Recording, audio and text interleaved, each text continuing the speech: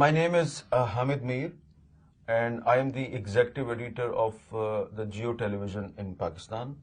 I also write a regular weekly column in the biggest Urdu newspaper of Pakistan, Daily Jang, and I also contribute for the News International. In 1971, I was a school-going student at that time, and I remember that in October 1971, my father came to Dhaka with a delegation of the students from Punjab University, Lahore. My father, Professor Waris Mir, was the head of the department of journalism in Punjab University. He was a professor of journalism, and he also used to write in different newspapers. So they came to Dhaka. Actually, the Punjab University assigned him to take the student delegation to some European country. But my father spoke to the students, where would you like to go? The students said that we would like to go to Dhaka because we are hearing some reports that something is going on very bad there, and we are not aware the newspapers in Pakistan, they are not giving us right picture. So we want to go there and we want to see with our own eyes what's going on there. So my father and the students, they actually left Lahore for Europe, but from Turkey, they came to Dhaka. And when they reached Dhaka, nobody was on the airport to guide them. They just took some rickshaws and asked them, we want to go to the Dhaka University. So they arrived in Dhaka University, and the Vice Chancellor of the Dhaka University was surprised to see them, that a delegation from Punjab University with a professor is here.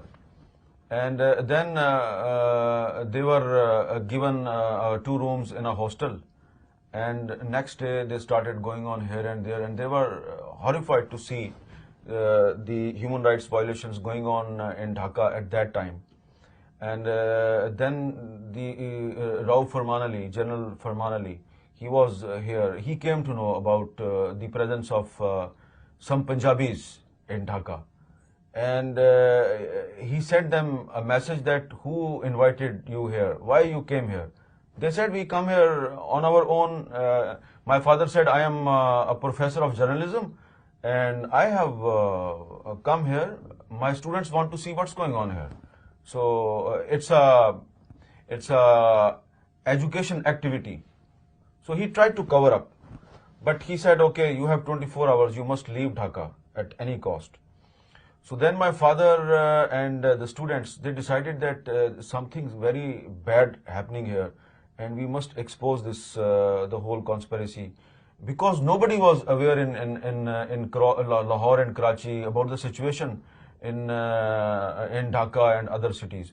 So the next day they left the Dhaka University, and with some old students. My father had a lot of old students here.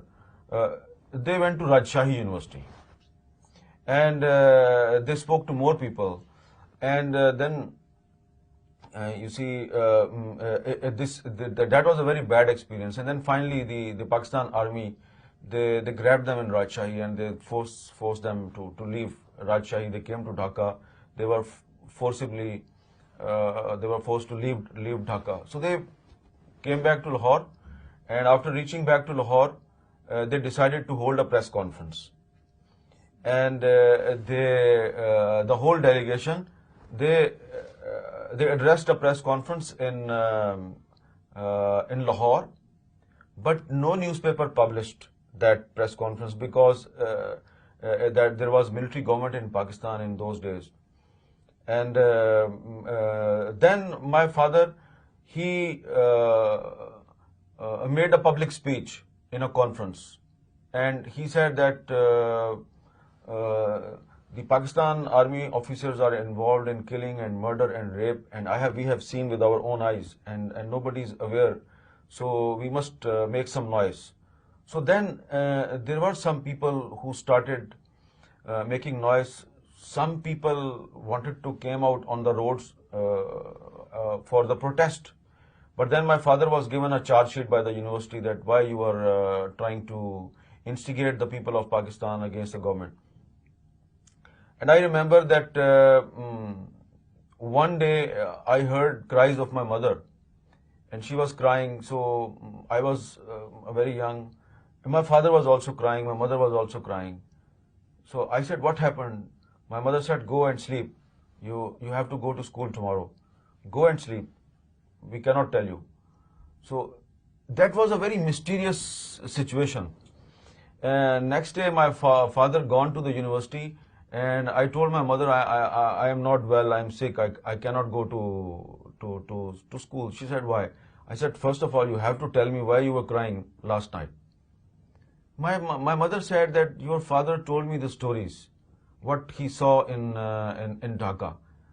So I am very much disturbed because when my mother said when she migrated from Kashmir to Punjab in 1947, she said that same thing happened to us.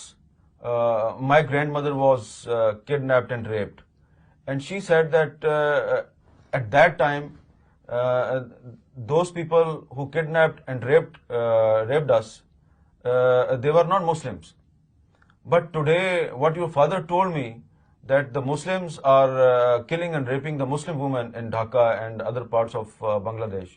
So it's very terrifying for me, and I'm thinking that why we migrated from Kashmir to Pakistan. So that's why I started crying, and your father was also crying. So we can't do anything because we are helpless. So we want to help our Bangladeshi brothers and sisters, but we cannot help them. So that's why we were crying. And then my mother said, "You should not share all these things with anyone in your school." But you see, after some time, my father wrote some article in a newspaper. The newspaper was not very big, but it was published. The article was published. And I remember that one day, one of my class fellows in school, he refused to shake hand with me. I said, "What happened?" He said, your father is a traitor, and we don't want to shake hand with you because you belongs to a traitor's family. So I said, "How can my father be a traitor?" So the same evening, I was very angry with my father. I said, "Are you a traitor? What is traitor? What is the meaning of traitor? And who are you? Are you a traitor?" He said, "What happened?" I said, "My class fellows, they refused to shake hand with me. They were my friends yesterday, but today they said that we don't like you." So my father started laughing, and he said, sit down, I will tell you the story." So my father told me that actually some people are spreading false propaganda against me because I am opposing the military operation in Bangladesh. It is not legal. This is illegal operation. This government is illegal. This government is not a constitutional government. He told me, "Do you know Sheikh Mujib?" I said, "No, I don't know." He said that he is the majority leader of the United Pakistan.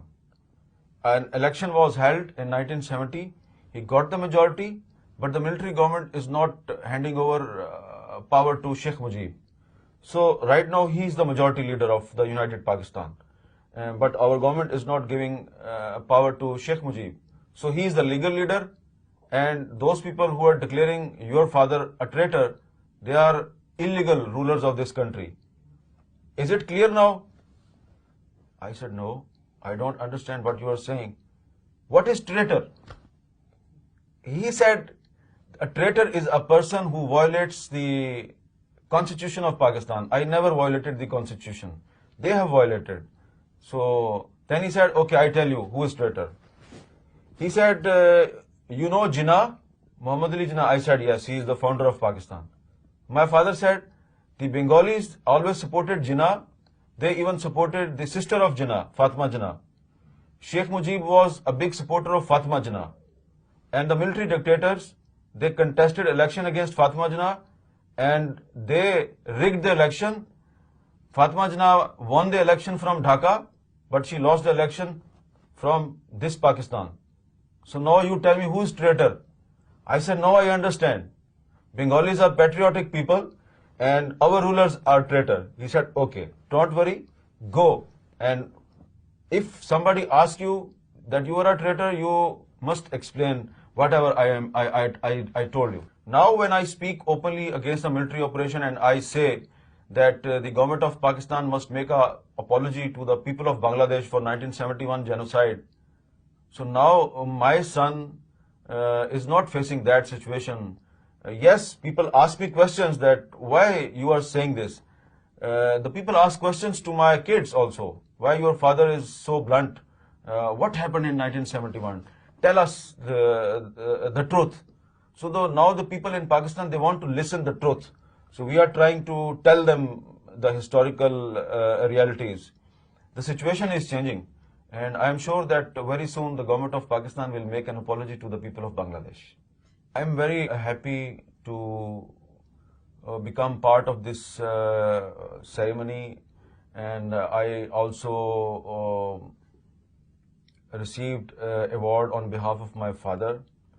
I know that it was a very difficult decision of the government of Bangladesh to invite some Pakistanis for this kind of ceremony. It was a difficult task for the government. But on the other side, it was very difficult for the Pakistanis to come and receive the award. The government of Bangladesh, they have tried their level best to bridge the gaps between the people of Pakistan and the people of Bangladesh. There are still some misunderstandings, there are still some gaps between the government of Pakistan and government of Bangladesh. But I think that these gaps will also be bridged very soon, inshallah.